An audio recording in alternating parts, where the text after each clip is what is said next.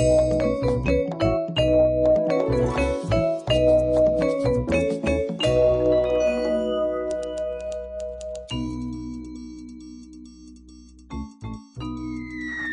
on commence par un quiz.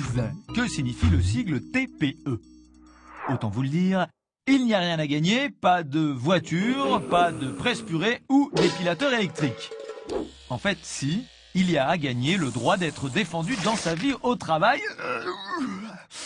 3 fois rien, quoi. Bon, un indice, plus de 4 millions de personnes travaillent dans une TPE en France, parmi lesquelles des bouchers, des assistantes dentaires, des coiffeurs, des ouvriers. Allez, la réponse, TPE signifie très petite entreprise, c'est-à-dire employant moins de 11 salariés. Et on vous en parle parce que fin 2012, pour la première fois, les salariés des TPE seront appelés à voter pour leur syndicat. Et là, vous me dites, mais dans une boîte où on est 3, on ne va pas monter un syndicat, surtout avec le patron, la patronne, à vrai dire, dans les 3. Et là, je vous réponds, prenons un exemple. Voici Michel, maçon de son état, qui ne sait pas qu'il a le droit au chèque vacances. José, lui, le sait parce que sa copine Julie, déléguée syndicale, lui a expliqué.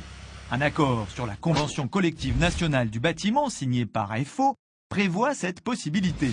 Pour 100 €, le salarié peut obtenir un chèque valant jusqu'à 200 € selon ce que rajoute le patron qui, en échange, bénéficie d'exonération de charges à condition de le savoir.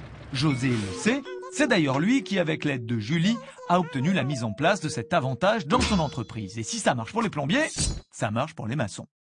Eric non plus ne sait pas que même dans les très petites entreprises, les salariés ont des droits et peuvent les faire respecter. Enfin, pour être exact, Eric ne le savait pas jusqu'à ce qu'il en discute avec Hakim qui, lui, bénéficie d'une prime d'ancienneté. Autant dire un ovni pour Eric qui ne peut compter que sur les pourboires pour améliorer ses fins de mois. La solution consisterait à aller à l'union départementale FO. Là, il trouverait quelqu'un pour lui expliquer la convention collective nationale de la coiffure. Et comme il ne s'entend pas trop mal avec son patron, il pourrait ensuite lui en parler calmement et, accompagné d'un membre de FO, obtenir qu'il se mette en règle.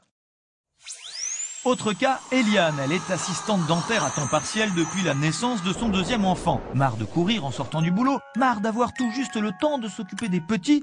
Du coup, elle ne travaille plus le mercredi et le vendredi après-midi et ça lui va très bien. Gilles, le dentiste, insiste lui pour qu'elle travaille de temps en temps, le vendredi, parce que seul, il n'y arrive plus. Eliane, elle le trouve sympa, Gilles, mais bon, il n'y a pas que le boulot dans la vie, même si en ce moment, un peu plus de beurre à mettre dans les épinards serait bienvenu. Et justement, c'est en discutant avec Gwenaëlle, sa copine syndiquée à FO, que la solution s'est profilée. Un accord vient en effet d'être signé avec l'Union des employeurs des professions libérales. Il prévoit de mieux payer les heures complémentaires des gens à temps partiel, un peu comme des heures sup. Dans ces conditions, le vendredi après-midi devient nettement plus intéressant.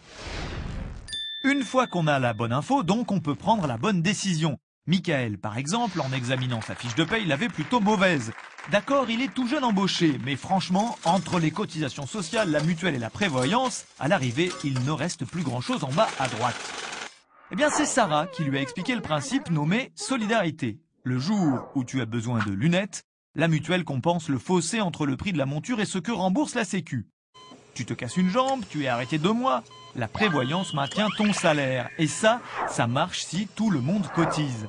La mutuelle et la prévoyance ont été mises en place à la suite d'une négociation entre les syndicats, dont FO, et les 30 000 entreprises de boulangerie en France. Quand on sait tout ça, la pilule, parce que ça reste une pilule, passe nettement mieux. Et voilà, salariés des très petites entreprises. Vous savez maintenant à quoi peut servir un syndicat, même quand on est dans une boîte où on se compte sur les doigts des 2 mains. Que ce soit pour un cas particulier ou pour les droits communs à tous, comme le SMIC, les heures sup mieux payées, les droits à la retraite ou les droits à conquérir, FO est là pour défendre les vendeuses de vêtements, les maçons, les préparatrices en pharmacie, les esthéticiennes, les fleuristes, les collaborateurs de notaires, les poissonniers et les poissonnières, les réparateurs en électroménager, les charpentiers, les ébénistes, les couvreurs, les chauffagistes, les peintres en bâtiment, les carrossiers, les électriciennes auto, les ambulancières, les déménageurs, les experts automobiles, les boulangers, les graphistes, les secrétaires médicales.